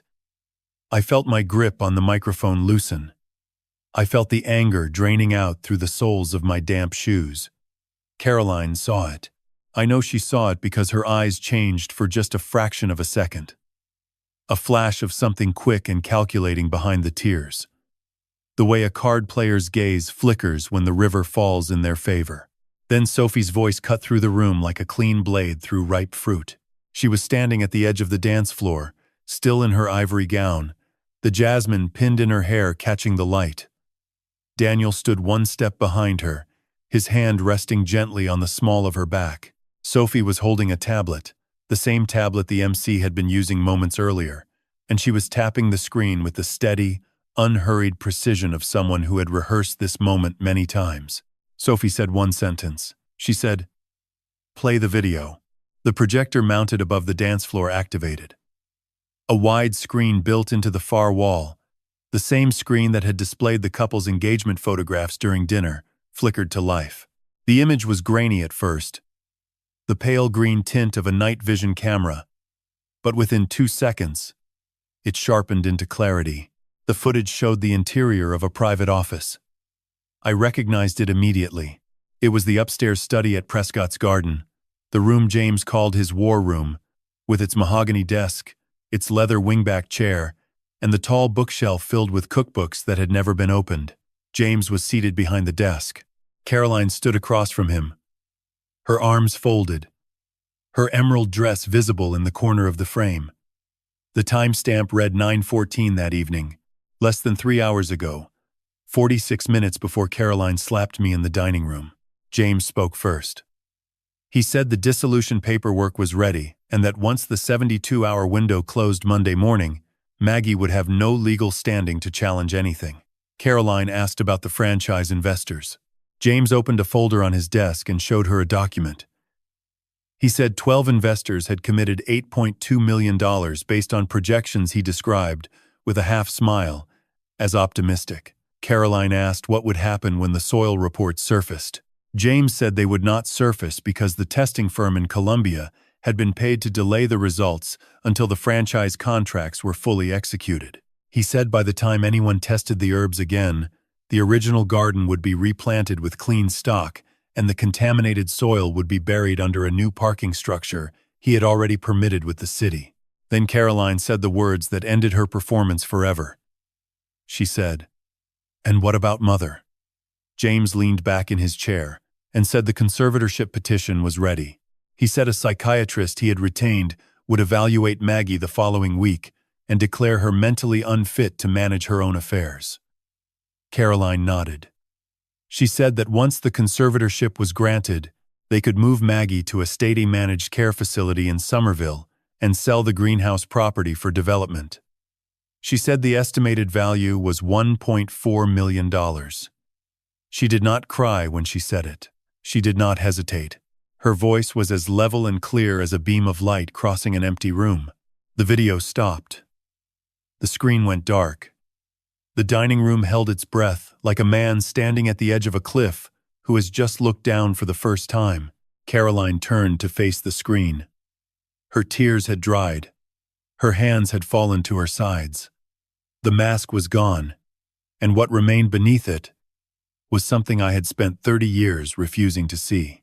The first sound that broke the silence was a chair falling. Someone at the back of the room had stood too quickly and knocked it backward onto the hardwood floor. The crash echoed through the dining room like a gunshot in a cathedral. Then everything moved at once. The double doors at the main entrance swung open, and 4 men in dark blue windbreakers walked in. The letters FBI were printed in bright yellow across their chests. They moved in a line, 2 abreast, with the kind of unhurried certainty that belongs to people who have done this many times before. Behind them came 2 uniformed officers from the Charleston County Sheriff's Office and a woman in a black suit carrying a leather portfolio. She had changed out of the jacket she wore in the SUV and looked as though she had been dressed for this room all along. The lead agent was a broad, her-shouldered man with a shaved head and a voice that carried without effort. He said James Prescott's full legal name. He said he was being placed under arrest on federal charges of wire fraud, securities fraud, conspiracy to commit investor fraud, and willful violation of environmental safety statutes. He asked James to turn around and place his hands behind his back. James did not move.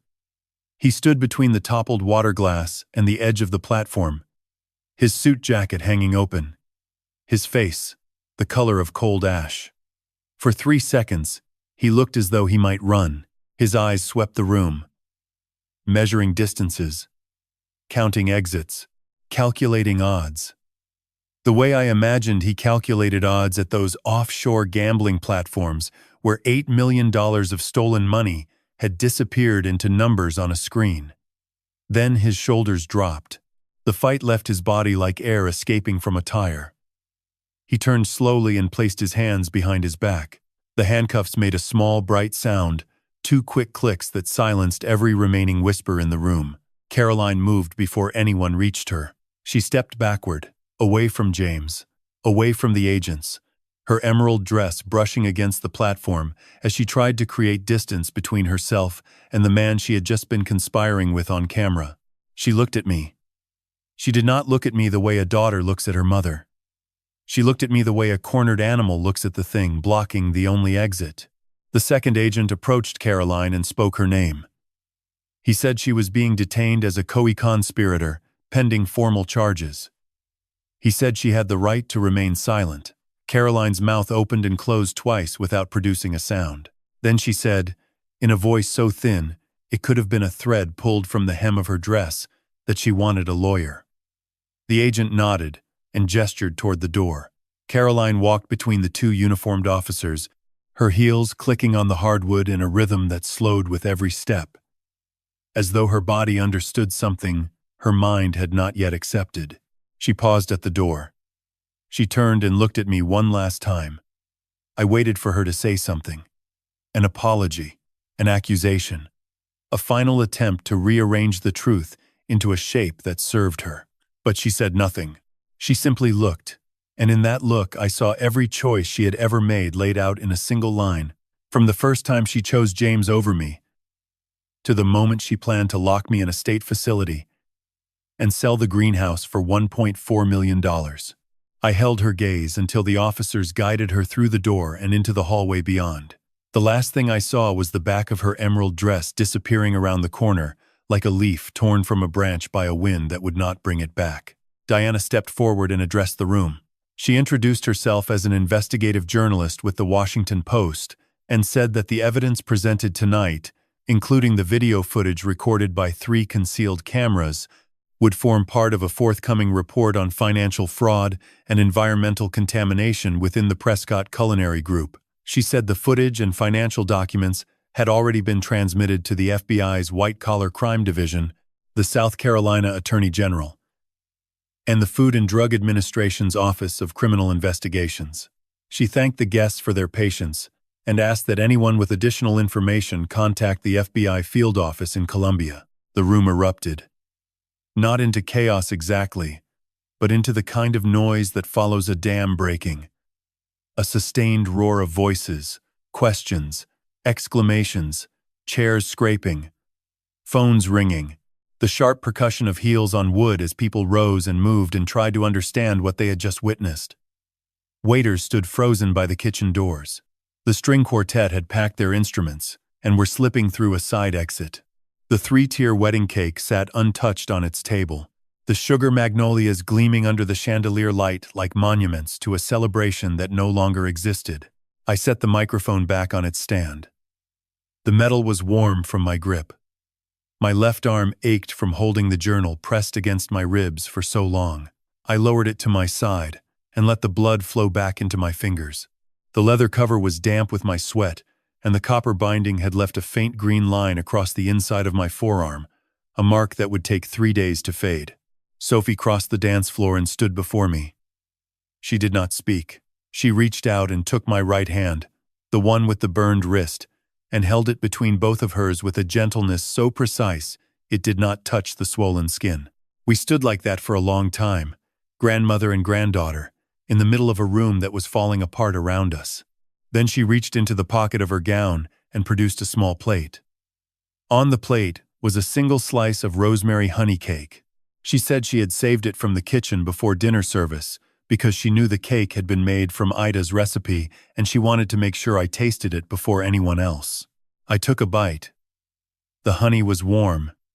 The rosemary was sharp, and somewhere beneath those flavors, so faint that only a woman who had spent her whole life in a kitchen could detect it, was the taste of red clay after rain. The dining room emptied slowly, the way water drains from a sink after you pull the plug. Guests left in small clusters, speaking in low voices, glancing back over their shoulders, as though they expected the walls themselves to have something more to say. Waiters cleared tables on autopilot, stacking plates without looking at what remained on them. The gardenias on the head table had begun to brown at the edges, their petals curling inward, like fists closing around a secret they could no longer keep. By midnight, the room was nearly empty. The chandeliers still burned, but they lit nothing worth seeing. Sophie found me sitting on the platform steps where the head table had been. Daniel had gone to bring the car around. The FBI agents had left with James 40 minutes earlier, and Caroline had been escorted to a separate vehicle. The building was quiet now, quieter than I had ever heard it. A silence that was not peaceful but exhausted, the kind of silence that follows a fever after it finally breaks. Sophie sat beside me. Her ivory gown pooled around her on the wooden step, the hem darkened with dust from the dance floor. The jasmine in her hair had wilted, and its scent had turned from sweet to something deeper, almost bitter, like tea leaves left too long in hot water. She reached into a hidden pocket sewn into the lining of her gown and pulled out a small envelope. It was cream-colored, slightly wrinkled, and sealed with a piece of clear tape that had yellowed with age. She held it out to me and said she had been carrying it for 3 years. She said she found it inside a box of old kitchen linens in the storage room behind the greenhouse. The box had been labeled in handwriting she did not recognize, and inside, beneath a stack of flour sack towels embroidered with tiny blue flowers, was this envelope. On the front, in ink that had faded to the color of weak coffee, was a single word: Margaret. I took the envelope. My hands were steady for the first time all night. I turned it over and slid my thumb beneath the tape. The paper inside was thin, almost translucent, the kind of stationery that drugstores sold in the 1960s for 15 cents a pad. The handwriting was small and slanted to the right, each letter formed with the deliberate care of a woman who had learned to write in a one-room schoolhouse and never lost the habit of treating every word as something worth preserving.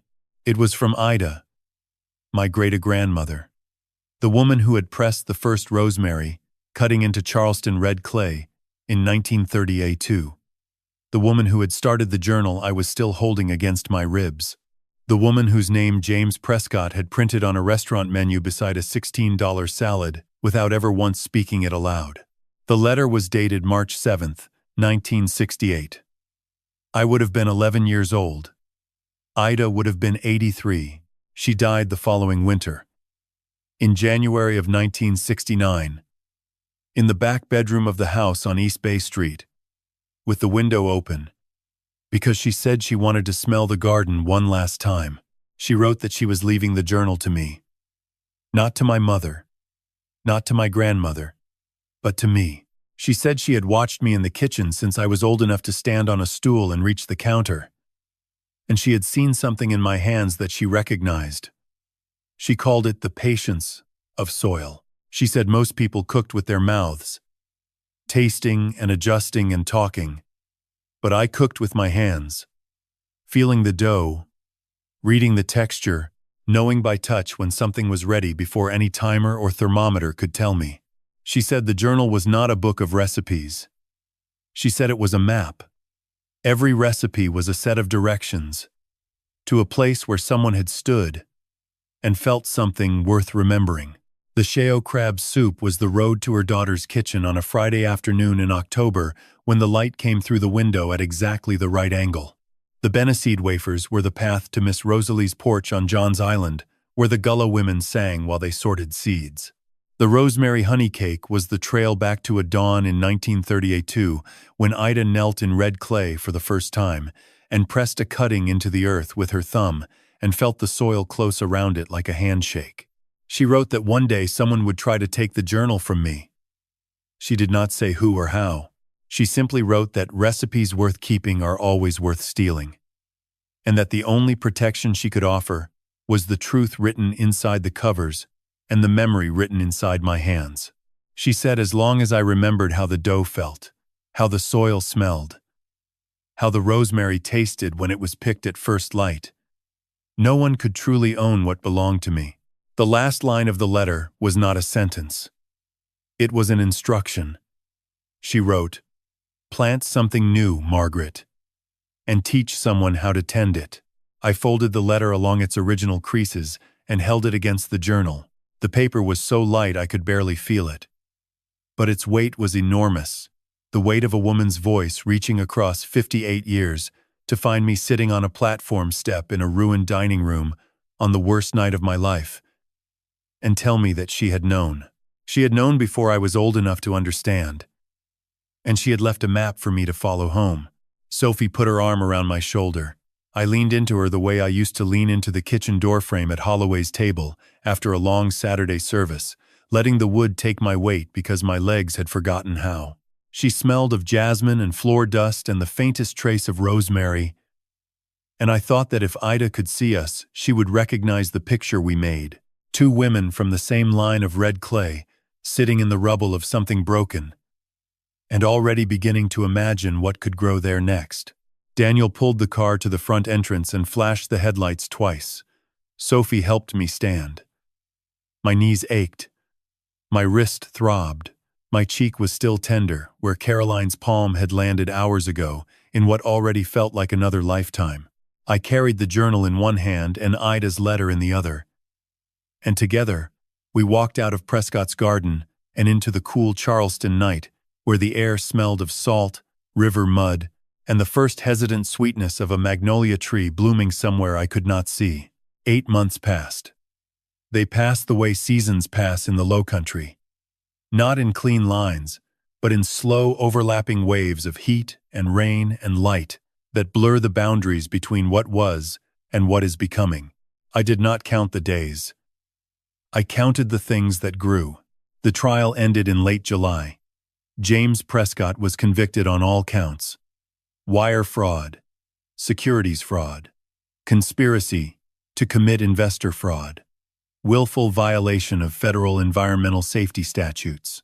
The judge, a quiet woman from Colombia with silver hair and reading glasses she never took off, sentenced him to 20 years in a federal correctional facility in Butner, North Carolina. He stood when the sentence was read and said nothing. His lawyer asked for leniency.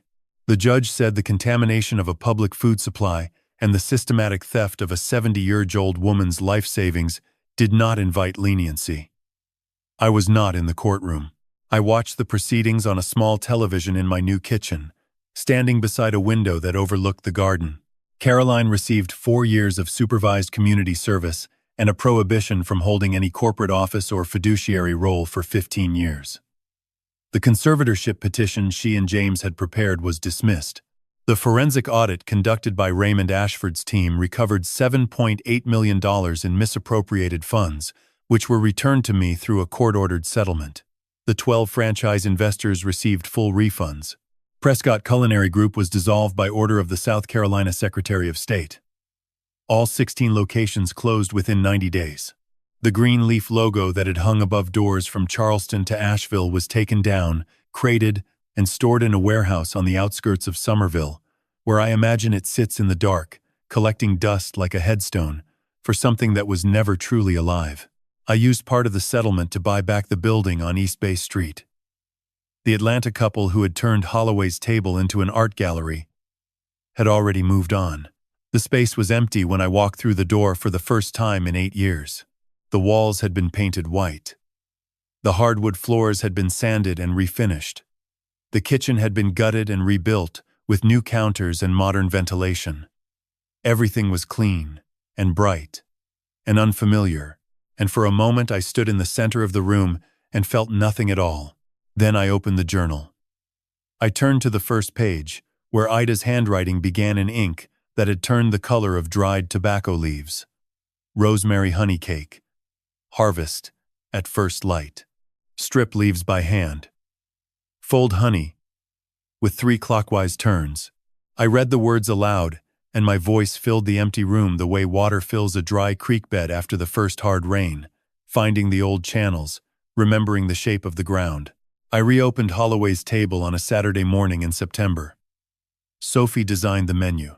She had spent the summer learning every recipe in the journal, standing beside me in the kitchen the way I had once stood beside my mother, absorbing not just the measurements and the methods but the silences between them, the pauses where the dough rested, the moments where you simply waited and trusted that the heat would do what heat has always done. The menu was small. Shio crab soup, Benny seed wafers, rosemary roasted chicken, butter cake with fresh magnolia sugar, and the rosemary honey cake, listed at the bottom of the handwritten chalkboard in Ida's original script, reproduced by Sophie from a photograph she had taken of the journal's first page. We did not advertise. We did not need to.